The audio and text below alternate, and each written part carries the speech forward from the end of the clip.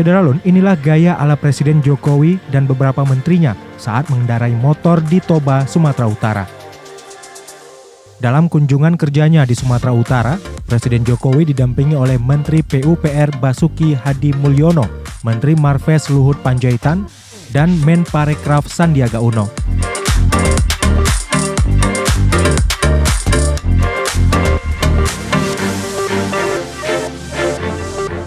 Presiden Jokowi dan sejumlah menteri ini menaiki motor dari Simpang 3 Bandar Udara Sibisa, Kabupaten Toba, menuju kawasan Pantai Bebas Perapat, Kabupaten Simalungun, Sumatera Utara.